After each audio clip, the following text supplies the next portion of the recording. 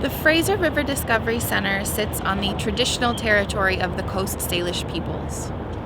Territory acknowledgement is one small part of reconciliation, so please take a moment to think about other ways that you can participate in reconciliation with Indigenous communities.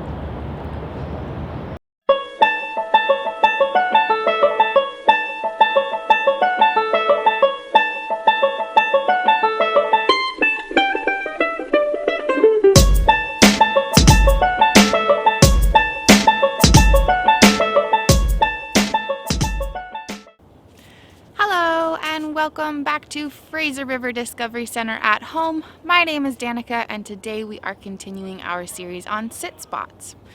Now if you don't know what a sit spot is, I would encourage you to pause this video, go to our website or YouTube channel and watch the video called Intro to Sit Spots. Then when you're all caught up, come on back to this video. Alright, so hopefully you have returned to your sit spot a few times since we started, and you've been filling out your notebook or journal with observations. As I explained in the first video, there's many ways to make observations, and you should focus on the ways that you find most interesting. But if you're not sure what to do or are wanting to try out something new, in each of these videos I'll be explaining a new observation technique. So, in today's video, we're going to learn how to make a sound map. You're probably familiar with street maps, which show us where the streets and buildings are in an area. If you've ever seen someone using a GPS while driving someplace new, they're using a street map. But there's many more kinds of maps. Some show us where there's hot or cold in an area. Some might show us the borders of cities or countries. Some might show us more than one kind of information. People who travel up and down the Fraser River need maps that show many kinds of things, including the way the current is flowing, the shape of the land underneath the water so their boats don't hit something, where the water is at high and low tide, all kinds of information. Today, we're going to be making a map showing where there are sounds around your sit spot. So how do we do it? The only thing you'll need is paper or your sit spot notebook, some kind of pen or pencil, and a few minutes of time. On our map, we're going to be showing not only what sounds we hear, but where they are in relation to ourselves. So, start by putting yourself at the center of your map. You can write your name, draw a picture, simply mark an X. Just make sure to leave lots of space for marking down the sounds.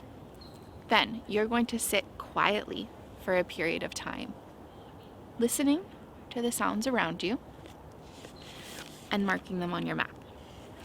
I like to set a timer on my phone for 5 or 10 or 15 minutes. That way I can focus on the sounds that I'm hearing rather than worrying too much about how much time is passing. Now there are many ways to mark the sounds on your map. You could draw a dot every time you hear a sound.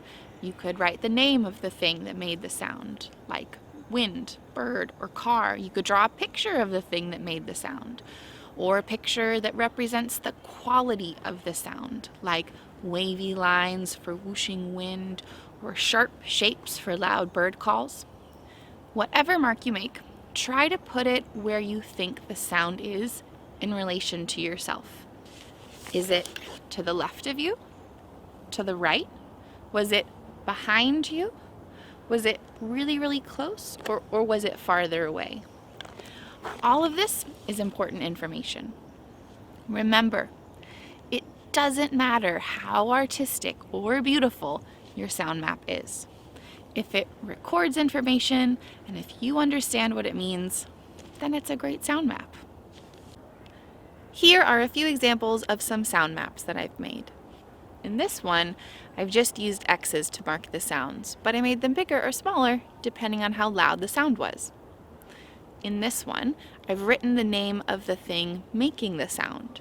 So you can see I've written things like car, wind in tree, dog barking, small bird singing. And in this one, I drew the quality of the sounds. Some sounds sounded round to me, while others sounded sharp or jagged. Each of these is a great sound map, so please don't worry too much about how yours looks or if it looks different from someone else's. The point is to make observations and to notice things. Just like we do at the beginning of every sit spot entry, it's important to write down the date, the time, and the weather. This way, if you come back to your sit spot and make another sound map, you can compare them. In fact, you could make many sound maps over time. Do you notice any patterns connected to the time of day? Do you notice any patterns connected to the weather? What about if you made 2 sound maps, same time of day, same type of weather, but a different season? How similar or different would they be? There are so many questions we could ask and answer with our sound maps. Thanks for joining me today. Check out our website for more Fraser River Discovery Center at home and other programs, and make sure to check back in a couple weeks as we continue our series on sit spots and learn how to use sketching or drawing to make observations. See you next time.